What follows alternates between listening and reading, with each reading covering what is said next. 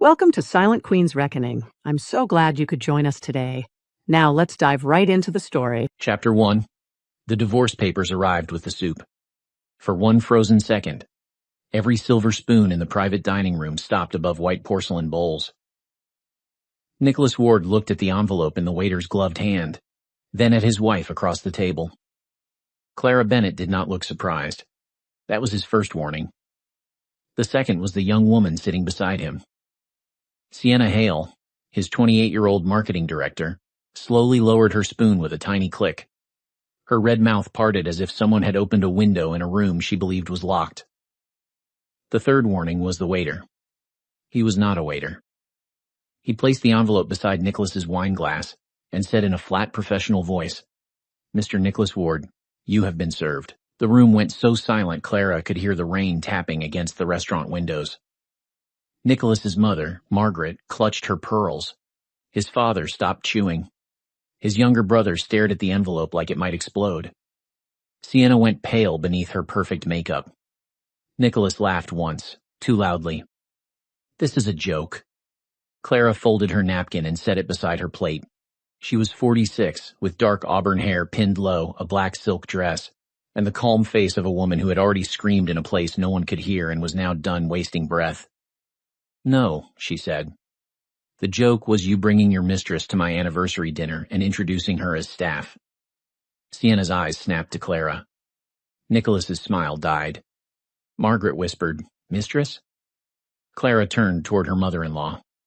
"Yes, Margaret, the woman currently wearing the bracelet your son bought with our joint account."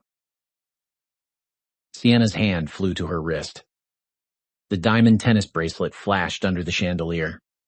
Nicholas leaned forward. "Clara, lower your voice."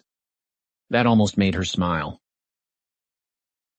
21 years of marriage, and even in the moment his secret split open across the table, his first instinct was still to manage her volume.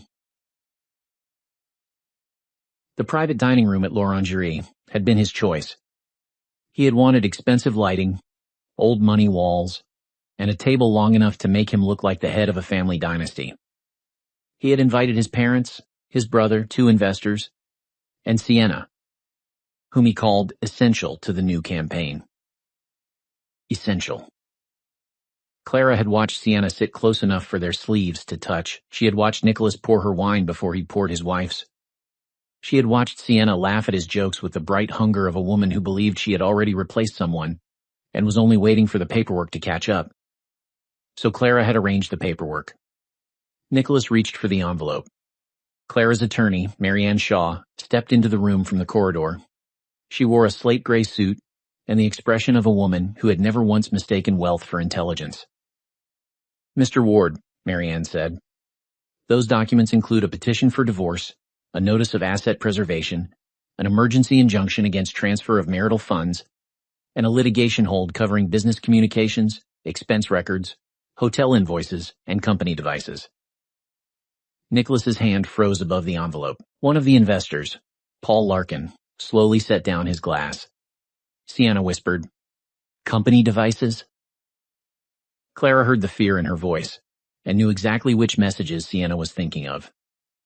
The ones with hotel room numbers, the ones with jewelry receipts, the ones where Nicholas promised her that Clara was too trusting to check anything, the ones where Sienna had called Clara the antique wife. Nicholas stood. His chair scraped against the floor. Everyone out. No one moved. Marianne looked at Clara. "Mrs. Bennett?" Clara rose with no hurry. The black silk of her dress moved quietly around her knees. Nicholas had once told her black made her look severe. Tonight, severe suited her. "No one needs to leave," Clara said.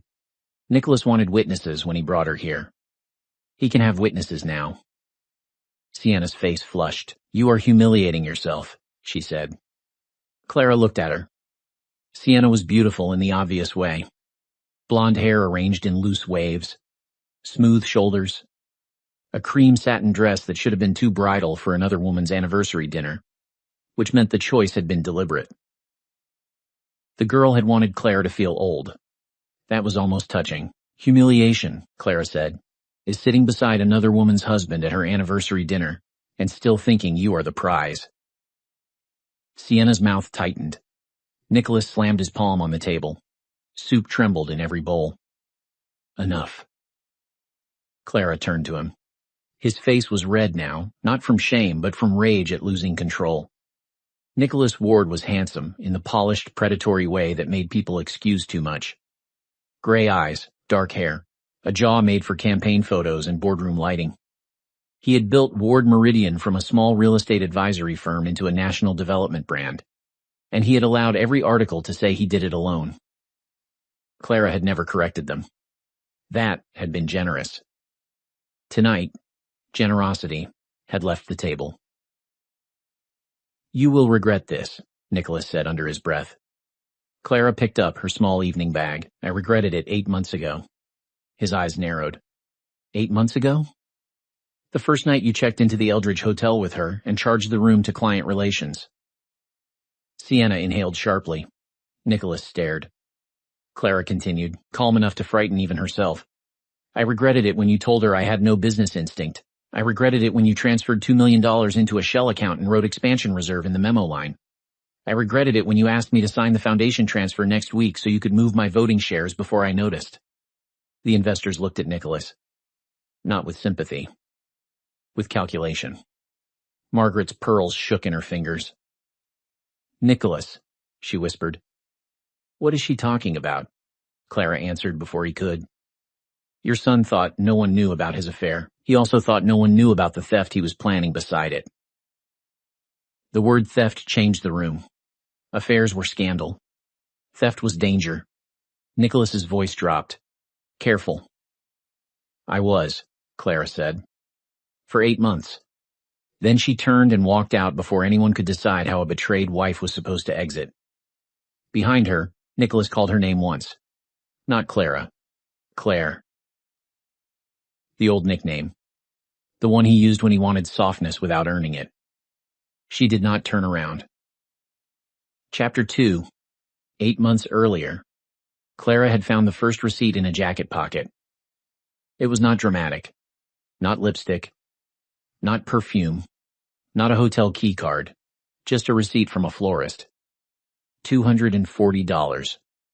White peonies. Delivery to Suite 1407 at the Eldridge Hotel. Clara had stared at the paper while standing in the laundry room with the dryer humming behind her. Her first thought was absurdly practical. Peonies were out of season. Her second thought was worse. Nicholas had forgotten her birthday 3 days before. For a long minute, she had stood there in the pale afternoon light, holding proof small enough to tear. She could have asked him that night. She could have cried, demanded, accused. Instead, she folded the receipt and placed it in the back of her jewelry drawer. 21 years of marriage had taught Clara something no one praised in wives, because it was too useful to men. She knew how to wait. Clara Bennett had not always been patient. Before Nicholas, she had been the kind of woman who walked fast, spoke directly, and made professors nervous because she corrected them with citations. She had graduated from Wharton at 23, inherited a minority stake in her grandfather's private investment company at 27, and had planned to build housing funds that made money without eating the people who lived inside the buildings. Then Nicholas arrived. He was brilliant, broke, charming, and beautifully wounded by his own ambition. He told her he wanted to build something real. Not quick money, not empty towers, communities. Clara believed him. She brought capital. He brought appetite. For years, that combination looked like love. Ward Meridian began with Clara's family seed money and Nicholas's name on the door, because he said clients trusted a single strong founder story. Clara did not care about the door then. She cared about the work. She reviewed contracts after midnight, rewrote investor decks, calmed lenders, caught errors, and hosted dinner after dinner where men asked Nicholas how he had such instinct. He always smiled and said, I have good people. Good people. Not a wife. Not a partner. Not the woman who owned 41% of the voting structure through a trust he pretended was a formality. The second receipt came 2 weeks later. Lingerie. Not Clara's size.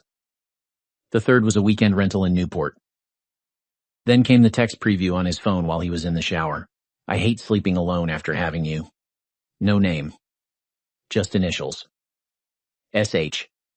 Sienna Hale had joined Ward Meridian 11 months earlier as marketing director. Young, sharp, theatrical. She wore cream blazers and red lipstick to Monday meetings and laughed at Nicholas's worst jokes as if comedy itself depended on him. Clara had noticed her, of course. Women noticed the women who wanted their husbands long before husbands admitted there was anything to notice. But suspicion was smoke. Clara needed fire. So she hired Mary Ann Shaw, not through Ward Meridian's legal department, not through their family firm.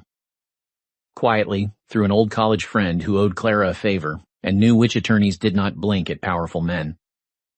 Mary Ann listened to Clara for 20 minutes, then slid a yellow pad across the desk. Write down every account he can access. Clara wrote for 45 minutes.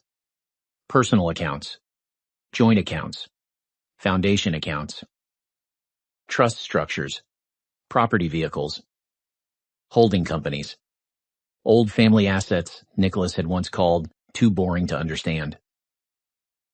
Mary Ann watched the list grow.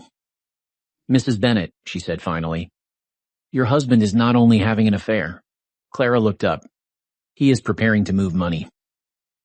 That was the day pain became strategy. Clara went home, made dinner, and watched Nicholas praise the salmon without looking at her.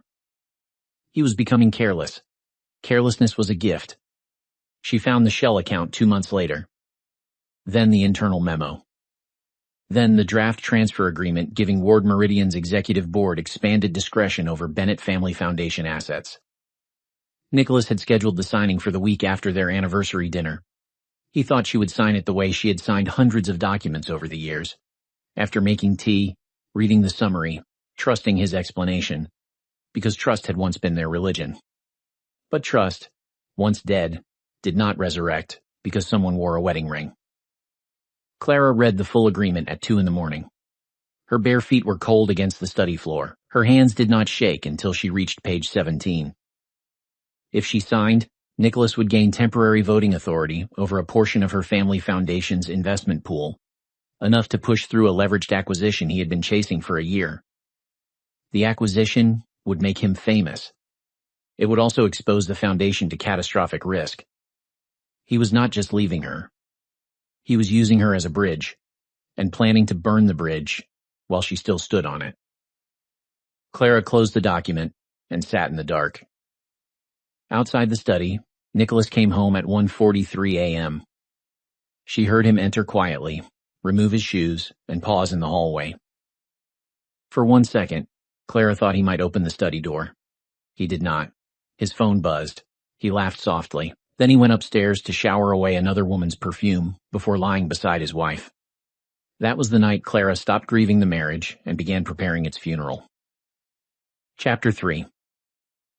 The morning after the anniversary dinner, Nicholas Ward became a man divided into 3 emergencies. The first was legal. Mary Ann Shaw's injunction had frozen transfers across several accounts. His personal attorney called before 7, furious that Nicholas had not disclosed the affair, the hotel expenses, or the pending foundation agreement. Nicholas stood in his dressing room with the phone pressed to his ear while Sienna sat on the edge of his bed, wearing his white shirt and yesterday's mascara. This is manageable, Nicholas snapped. His attorney did not agree. The second emergency was business. By 8:30, 2 investors from the dinner had requested independent review of Ward Meridian's exposure. By 9, Paul Larkin had postponed a funding call. By 9:10, an email from the Bennett Family Foundation arrived, suspending all pending approvals involving Ward Meridian until conflict review was complete. The third emergency was Sienna. You told me she was passive, Sienna said.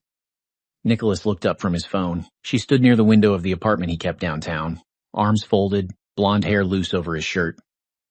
In the early days, that sight had flattered him. A beautiful young woman in his clothes, in his city apartment, proof that he was still desirable, still dangerous, still not the aging husband Clara saw too clearly. This morning, Sienna looked less like proof and more like liability. She was, he said. Clearly not. Do not start. Do not start? Sienna laughed. My name is probably in those documents. Your name is in a lot of things because you put it there. Her face hardened. Careful, Nicholas. He looked at her then. There it was. The edge under the velvet. He had mistaken hunger for devotion because hunger had been aimed at him. Now that it turned defensive, he saw it properly. Sienna crossed the room and snatched his phone from the bed. Call her. No. Call Clara and fix it. Clara does not fix things over the phone. Then go home. He almost laughed. Home. The word had never sounded less available. Nicholas took the phone back. I need to think. Sienna's lips parted. You mean you need to decide whether I am worth the cost? He did not answer quickly enough. Her eyes shone with anger. You promised me the New York office. I promised to consider you for the role. No, she pointed at him. You said after the foundation transfer, after the acquisition, after Clara was handled, we would stop hiding. Nicholas felt something cold slide down his spine. Do not say that again. Why? Because it sounds ugly? Because it sounds recorded. Sienna went still. For the first time, both of them looked around the apartment as if the walls had developed ears. Nicholas dressed in silence. At 10:30, he drove to the family house in Chestnut Hill. Rain from the previous night had left the driveway shining. The maples were bare. The white colonial house stood exactly as it always had, symmetrical and calm, the kind of house that made people assume lives inside it were orderly. Nicholas used his key. It did not work. He stared at the lock. Tried again. Nothing. The front door opened from inside. Marianne Shaw stood there. Mr. Ward, she said. He took a step back. Why are you in my house? Mrs. Bennett's house, Marianne said. Purchased through Bennett family funds before marriage. You waived claim to premarital residential property in your 2003 agreement. His jaw tightened. Move, no. Where is Clara? Unavailable. This is still my home. Marianne's expression remained pleasant. Your clothing has been packed and will be delivered to your apartment by 4. You may coordinate retrieval of personal items through counsel. You are not to enter the property without written permission. Nicholas looked past her. In the foyer, 2 movers carried sealed garment boxes. On the hall table sat the silver-framed wedding photograph Clara had kept there for 20 years. It was turned face down. That small detail hit him harder than the locked door. She cannot do this. Marianne tilted her head. She already did. Nicholas lowered his voice. Tell Clara to come here. From inside, Clara's voice answered. No. He looked over Marianne's shoulder. Clara stood at the foot of the staircase in a cream sweater and dark trousers, her hair loose around her shoulders. She looked tired but not ruined. That offended him in a way he did not want to examine. We need to talk, he said. We had 21 years. Do not be dramatic. Marianne's brows rose slightly, as if noting a tactical error. Clara walked closer, stopping behind the threshold. Dramatic was serving you divorce papers at dinner. This is logistics. Nicholas swallowed. You enjoyed that. No, she said. I endured it. You wanted to punish me. I wanted witnesses. For what? Her eyes held his. For the first time, you could not rewrite what happened after I left the room. He looked away, because she was right. For years, Nicholas had controlled aftermath. He could make anger sound irrational by morning. He could turn neglect into stress, cruelty into pressure, lies into misunderstandings. He was not a monster, he told himself. He was a complicated man doing difficult things. Clara had removed the morning after. The witnesses remembered. The papers existed. The room had seen Sienna. Clara, he said, softening his voice. I made a terrible mistake. For a moment, she almost saw the man he used to be. Or rather, the man she had once built from scraps because she wanted to love someone worthy.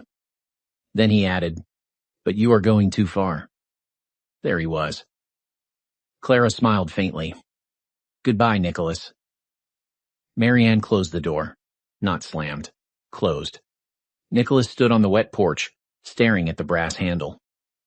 For the first time in his adult life, a door with his name on the mail did not open for him. Chapter 4. Clara's next move was not revenge. That was what Marianne told her, and Clara repeated it to herself whenever anger tried to dress itself as justice. Revenge was messy. Revenge made the wound the center of the story. Clara wanted control. Control was cleaner. By noon, she had moved into the Bennett Foundation office on the 42nd floor of the Hargrove Tower, not physically, though she spent enough hours there that her assistant joked about ordering a toothbrush. She moved into it in the way that mattered. Every file, every vote, every investment committee, every dormant authority she had delegated, because marriage had convinced her that being useful behind the curtain was noble. She took it all back. The staff noticed immediately. Clara Bennett had always been polite in meetings. Warm. Informed. The person who remembered children's names and sent handwritten notes after hospitalizations. But for years, she had allowed Nicholas to dominate public strategy, partly because he wanted the spotlight, and partly because she had mistaken peace for partnership. The woman who entered the foundation boardroom 3 days after the dinner was still polite. She was no longer accommodating. Freeze all discretionary transfers connected to Ward Meridian, she said. The chief financial officer, Alan Pike, adjusted his glasses. That may trigger external questions. Then prepare external answers. Nicholas will argue reputational harm. Nicholas should have considered reputation before billing hotel rooms to client development. No one spoke. Clara looked around the table. I know many of you like him. Some of you owe him favors. Some of you have accepted invitations from him, donations through him, introductions because of him. I am not asking for emotional loyalty. I am requiring fiduciary discipline. Alan nodded slowly. Understood. Good. She turned to Marianne. Next. Marianne slid a folder forward. The acquisition vote. The room shifted. This was the dangerous part. Ward Meridian had spent 18 months chasing a distressed property portfolio across 3 states. If Nicholas acquired it, he would gain national influence. If the acquisition failed, debt would expose him. The Bennett Foundation's backing was the keystone. Without Clara's voting approval, the financing stack collapsed. Alan cleared his throat. We have not formally withdrawn support yet. We will. Today? Now. The CFO looked at the others. Clara, this will detonate. She held his gaze. No, it will prevent detonation inside our foundation. That ended the discussion. At 2:15, Bennett Foundation withdrew preliminary support. At 2:30, Ward Meridian's lending partner requested emergency clarification. At 3, Nicholas called Clara 17 times. She answered none of them. At 4, Sienna Hale walked into the foundation lobby. That was unexpected. Clara was reviewing a land trust schedule when her assistant appeared at the door with the careful face of someone carrying inconvenience. Miss Hale is here. Marianne looked up from the sofa. Clara removed her reading glasses. Did she say why? She said this is woman to woman. Marianne made a sound that might have been a laugh in a less expensive room. Clara considered refusing. Then she thought of Sienna in cream satin, sitting beside Nicholas at that table, speaking as if Clara's life were a room she had leased. Send her in. Sienna entered like a person trying to remember how confidence worked. She wore a camel coat over a black dress, hair smooth, lipstick softer than usual. Her eyes moved quickly across the office, taking in the art, the skyline, the private conference table, the 2 assistants visible beyond the glass. Clara saw the moment Sienna understood that this office was not symbolic. This was power. And Clara had been sitting inside it the whole time. Clara, Sienna said. Miss Bennett. Sienna blinked. Right. Miss Bennett. Clara waited. Sienna glanced at Marianne. Could we speak privately? No. Color rose in Sienna's cheeks. Fine. She lifted her chin. I came because this has gone too far. Clara leaned back slightly. People keep saying that after I protect myself. Nicholas is not perfect. An ambitious defense. But destroying his company will hurt hundreds of employees. Clara's expression cooled. Interesting. Last week, you were comfortable risking the foundation that funds housing clinics and domestic violence shelters so Nicholas could acquire distressed assets. Now you have developed concern for employees. Sienna's jaw tightened. I did not know everything. You knew he was married. That is not the same. No, Clara said. It is simply the first thing you decided did not matter. Sienna flinched. For a second, the performance cracked, and Clara saw panic underneath. He said you were done, Sienna whispered. Clara's eyes stayed on her. Men often declare a marriage over when they want permission to betray it. He said you lived separate lives. We slept in the same bed. Sienna looked away. He said you did not love him.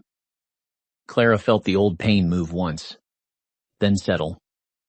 He said many useful things. Sienna's hands curled around her handbag. What do you want? From you? Clara asked. Nothing. Then why ruin me? There it was again, the belief that consequences were something Clara had invented. Clara stood. Sienna stiffened, as if expecting an attack. Instead, Clara walked to the window. The city stretched below, glass and traffic, and tiny lives moving in every direction.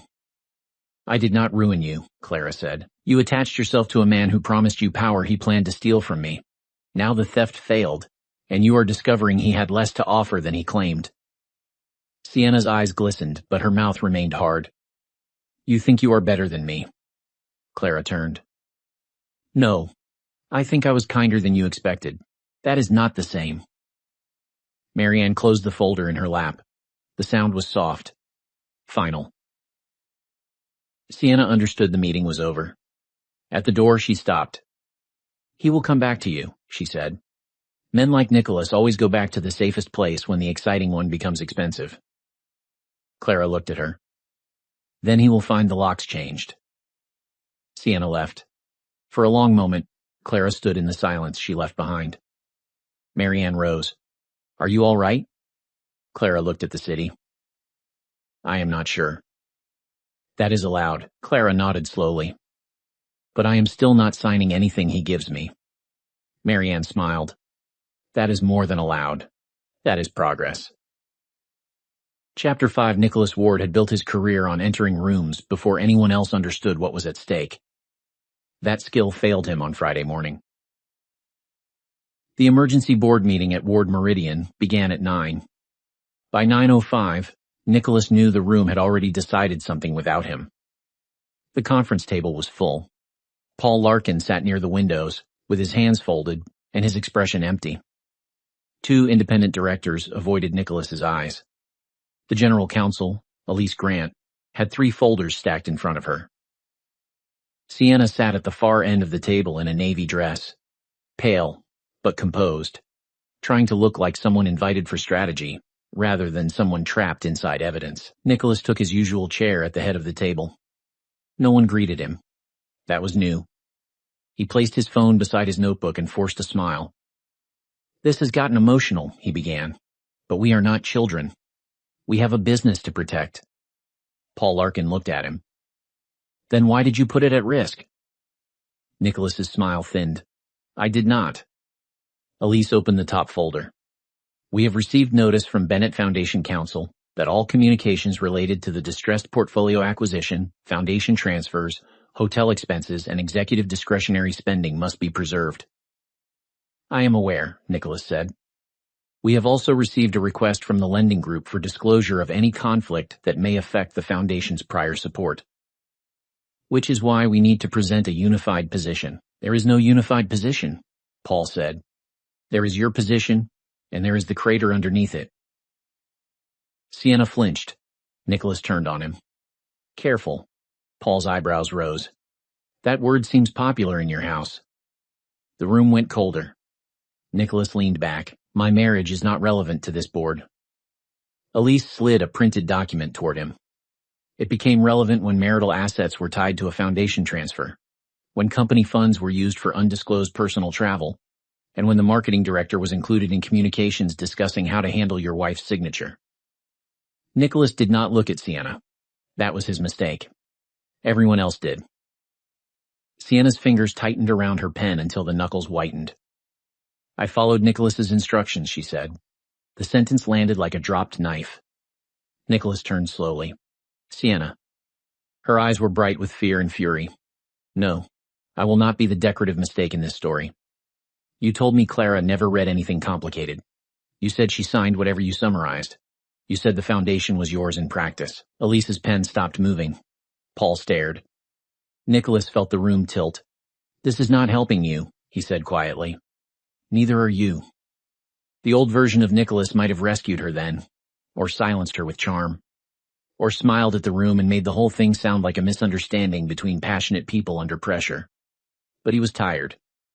And frightened. Fear made him ugly. You were not a child, he said. You knew exactly what you were doing. Sienna's mouth opened. For a second, he saw the dinner again. Clara looking at Sienna's bracelet. Clara naming the hotel. Clara saying she had been careful for 8 months. 8 months. Nicholas had thought he was hiding an affair from a wife who still trusted him. Instead, he had been building a case for her with every careless receipt. Elise closed the folder. The board will need to consider interim leadership. Nicholas stared at her. Excuse me? Paul stood. You are stepping back while council reviews exposure. This is my company. No one answered. That silence was the cruelest correction. Ward Meridian had his name on the door, yes. But it had never been only his company. It had been built with Clara's capital, Clara's patience, Clara's invisible labor, Clara's family credibility, and Clara's willingness to let him look larger than he was. Now that willingness was gone. Paul pushed a document across the table. You can make it voluntary. Nicholas looked down. Temporary executive authority transfer. His vision blurred at the edges. No. Elise's voice was careful. If you refuse, the independent directors can vote. Then vote. They did. It took 4 minutes. Nicholas lost 6-1. The only vote in his favor was his own. Chapter 6. Clara watched the meeting from a private video link in Marianne's office. She had not asked for the link. Elise Grant had sent it through council after confirming that Bennett Foundation's exposure gave Clara observer status for the emergency review. Clara almost refused to watch. Then she remembered every evening Nicholas had come home from board meetings and told her nothing important because you would be bored. So she watched. Not for pleasure, for accuracy. When Sienna turned on Nicholas, Clara felt no joy.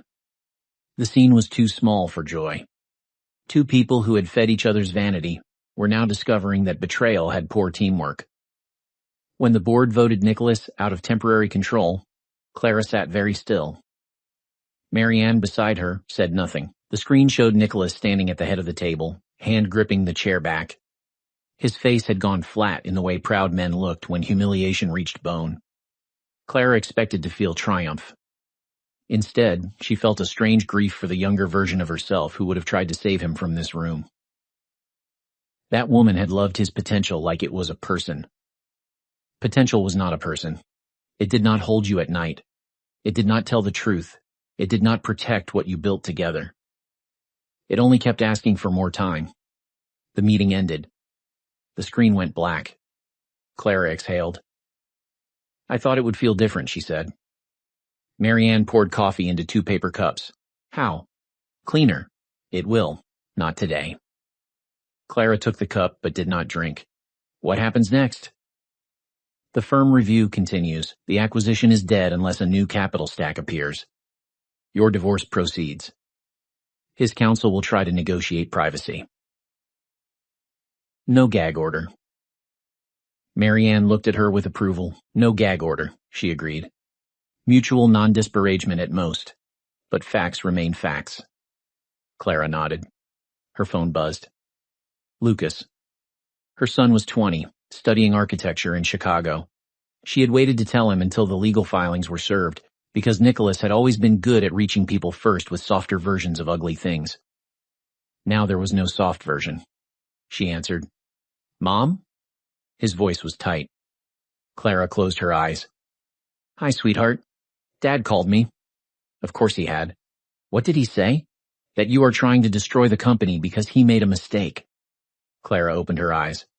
The city beyond Marianne's window looked washed silver by rain. What else? That there was someone else, but it was complicated. Clara almost laughed, not because anything was funny, but because complicated was the flag cowards planted on plain ground. It is not complicated in the way he means. Lucas was quiet. Did he cheat? Yes. The word cost her. She paid it anyway. With someone from work? Yes. The woman from the campaign dinner last summer? Clara's hand tightened around the cup. You noticed? His breath shook. I hated how she looked at you. There were many things grief could do to a mother, but hearing her child say he had seen her humiliation before she had named it was its own blade. I am sorry, Clara said. Why are you sorry? Because you should not have had to carry that question. Lucas was silent for a long moment. Are you okay? Clara looked at Marianne, at the legal folders, at the black screen where Nicholas's public collapse had just ended. Not yet, but will you be? She thought of the locks changed, the frozen accounts, the foundation boardroom, the dinner table where she had finally stopped protecting a man from the consequences of his own appetite. Yes, she said, I will be. Lucas exhaled softly. Then I am coming home this weekend. You do not have to. I know. That was the end of the argument. For the first time all week, Clara smiled. Chapter 7, Sienna Hale, did not resign quietly. She tried charm first, then tears, then threats. By Monday, she had hired her own attorney and released a carefully worded statement to 2 industry reporters claiming she had been misled by senior leadership and had no knowledge of improper financial conduct. The statement did not name Nicholas. It did not need to. Nicholas read it in his apartment at 6:12 a.m., with a headache behind his eyes and 3 missed calls from his lawyer. He called Sienna. She answered on the 5th ring. You used me, he said. There was a pause. Then Sienna laughed. That is rich. You are blaming me publicly. I am surviving publicly. You should try it. He stood and began pacing. You were in the emails. So were you. You encouraged the transfer. You designed it. You wanted the New York office. You wanted your wife's money. That stopped him. Sienna's breathing was sharp through the phone. Do you know what your problem is, Nicholas? You still think you were generous to me. You were not. You offered me a ladder you stole from your wife and then got offended when I started climbing. His hand tightened around the phone. I loved you. Silence. Then Sienna said, softer and crueler, no, you loved feeling new. The call ended. Nicholas stood in the middle of his apartment. He wanted to hate her. It would have been easier. But the sentence stayed. You loved feeling new. He thought of Clara at 25, sitting cross-legged on his law school floor, highlighting his notes because he was too exhausted to see straight. Clara at 34, pregnant, and still reviewing loan covenants because he said the deal could not wait. Clara at 42, wearing a navy dress to a charity event, while Nicholas spent the evening introducing her to people she had already funded. He had not stopped loving Clara because she became old. He had stopped looking because she became familiar. And he had mistaken familiar for empty. That was not Sienna's fault. That was his. At noon, Nicholas drove to the Bennett Foundation. He did not get past the lobby. Security had his photograph. The guard was polite. That made it worse. Miss Bennett is not available. Tell her I am here. She has been informed. And? She remains unavailable. Nicholas looked toward the elevators. 20 floors above him, Clara was probably in a meeting, reading documents he once assumed she would never understand better than he did. I will wait. You may wait outside. The guard said it kindly. Nicholas almost laughed. He had become a man escorted by kindness. Outside, wind moved between the buildings. Nicholas stood near the revolving door with his coat open and his pride in pieces. After 20 minutes, the lobby doors turned. Clara stepped out with Marianne and a tall man Nicholas did not know. The man was about 50, with black hair threaded with gray, and the relaxed posture of someone who did not need to prove he belonged. He carried a roll of architectural drawings under one arm. Lucas walked beside them. Nicholas's son saw him first. His face hardened. Dad. The word was not warm. Nicholas swallowed. Lucas. Clara stopped, but she did not step toward him. Why are you here? She asked. He glanced at the man beside her. Clara noticed. This is Evan Brooks, director of our Housing Redevelopment Initiative. Evan, this is Nicholas Ward. Not my husband. Not Lucas's father. Nicholas Ward. Evan nodded once. No hostility. No interest. That somehow cut deeper. I need to speak with you, Nicholas said, through counsel. Clara, please. Lucas moved slightly closer to his mother. Nicholas saw it. His own son positioning himself between Nicholas and Clara. That was the moment the cost reached places money could not measure. I am not here to fight, Nicholas said. Clara's eyes were steady. Then why are you here? He had rehearsed answers in the car. Because Sienna betrayed me. Because the board is overreacting. Because we should not throw away 21 years. Because I am sorry. Only the last one was true enough to survive her face. I am sorry, he said. Clara did not look away. I know. Hope moved through him, pathetic and sudden. Can we talk? We are talking. Privately. No. He looked at Lucas, then at Marianne, then at Evan. You want an audience for everything now? The second the words left his mouth, he knew he had ruined it. Clara's expression cooled. No, Nicholas. I wanted privacy for years. You used it to lie. Lucas looked down. Nicholas closed his eyes. I did not come to hurt you. Intent is not a refund. He opened his eyes again. What do you want from me? Compliance. The word was so practical, so unromantic, that it left him speechless. Clara continued. Full financial disclosure. Cooperation with the forensic review. No contact with Foundation staff. No calls to Lucas asking him to manage your guilt. No attempts to enter my home. No using the press to turn consequences into cruelty. Each sentence removed another place for him to hide. Nicholas's voice roughened.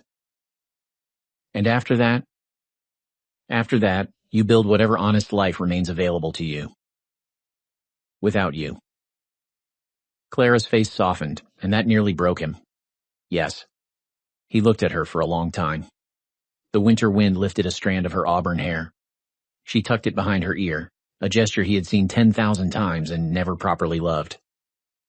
You really are done, he said. I was done when the soup arrived, she said. The papers were only the announcement. She turned to leave. Nicholas spoke before he could stop himself. Did you ever love me? Clara paused. Lucas's jaw tightened, but she raised a small hand. Let me answer. She turned back. Yes, she said. Completely. That was the problem. I loved you so completely that I kept making myself smaller to leave room for the man you promised to become. Nicholas's eyes filled. Clara, but I have no interest in being small anymore. Then she walked away with their son at her side. Chapter 8. The final hearing took place 6 months later in a courtroom with bad lighting and excellent acoustics. Nicholas arrived alone. His suspension from Ward Meridian had become permanent after the forensic review. He retained a reduced equity interest, but voting control had shifted to an interim executive committee. The distressed portfolio acquisition died. 2 lenders withdrew. 1 investor sued. Veil-sized headlines never appeared, because Clara had not wanted spectacle. But inside the circles that mattered, everyone knew exactly why Nicholas Ward no longer entered a room first. Sienna left the city in April. Her statement had protected her from criminal exposure but not professional consequence. The emails were too clear. Her ambition had been too well documented. The industry did not forgive women like her for failing at the same games it rewarded men for winning. Clara did not celebrate that. She also did not rescue her. Consequences were not Clara's burden to soften. In court, Nicholas wore a dark suit and no wedding ring. Clara wore ivory. Not white like innocence, not black like mourning, Ivory. Quiet and expensive, with pearl earrings and a watch that had belonged to her grandfather. The judge reviewed the settlement. Marital property divided. Foundation assets protected. Residential property confirmed separate. No gag order. Mutual non-disparagement. Full cooperation with business review. Nicholas agreed to all of it because there was nothing left to win by refusing. When the judge signed the decree, Clara felt no thunder, no music, no cinematic breath of freedom, just a soft, internal click, like a lock opening.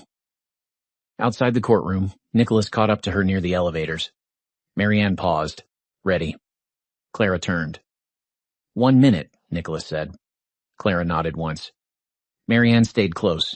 He looked tired, not theatrically destroyed, just tired in the plain human way that comes when a person finally has to carry the weight they kept handing to others.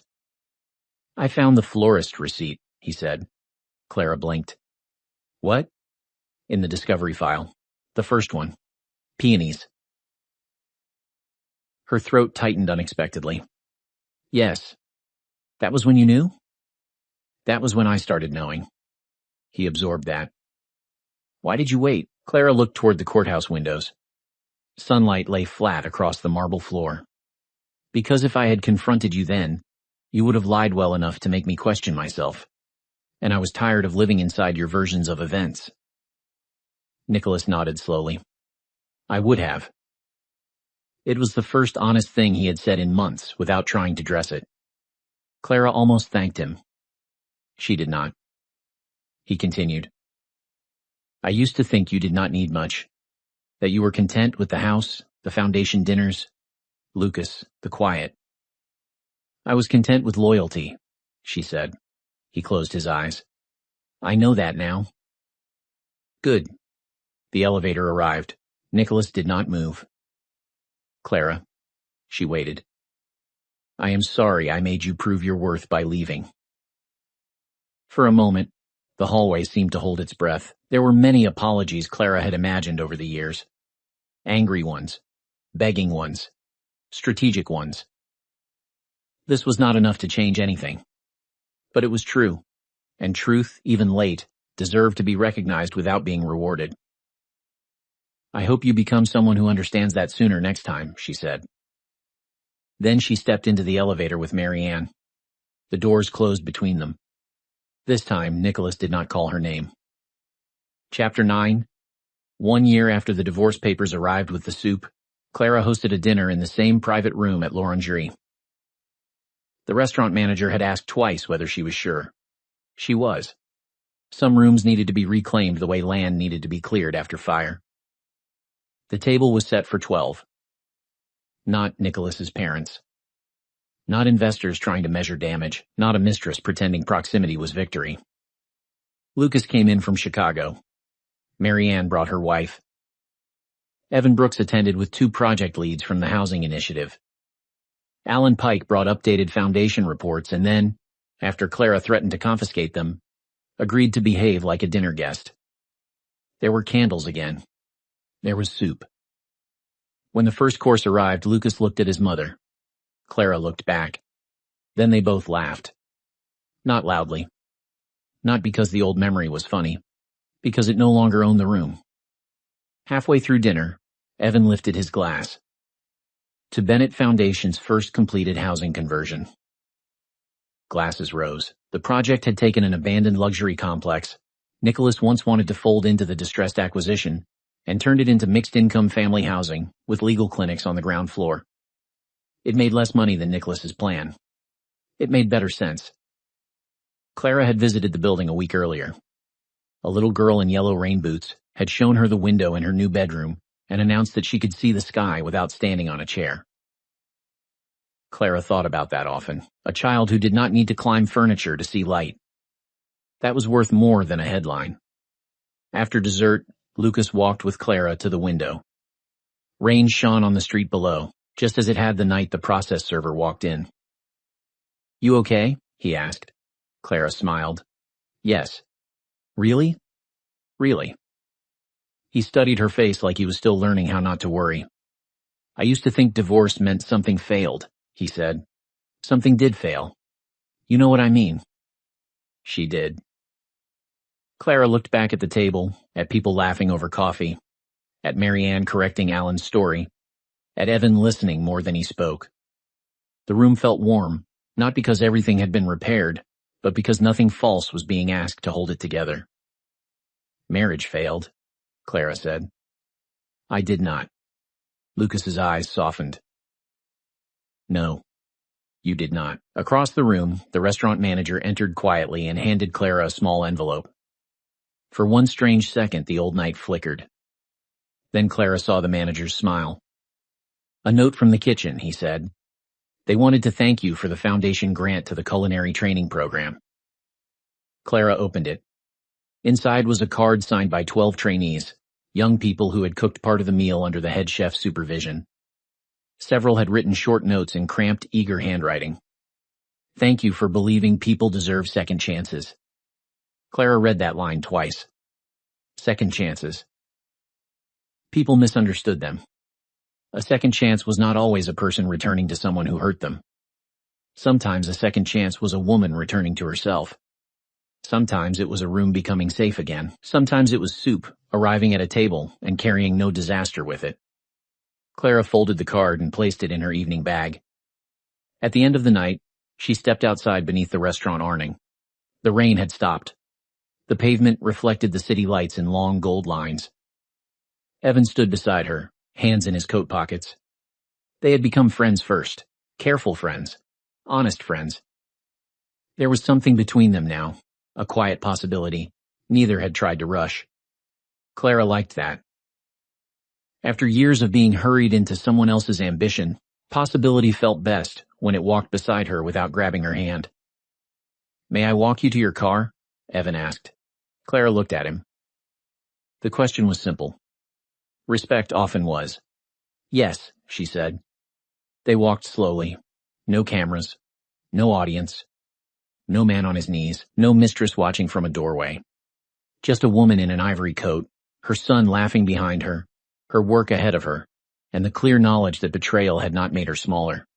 It had only removed the people who needed her to be. Nicholas had thought no one knew. He had been wrong about the affair, wrong about the money, wrong about the woman across from him at dinner. Most of all, he had been wrong about silence. Clara's silence had never been ignorance.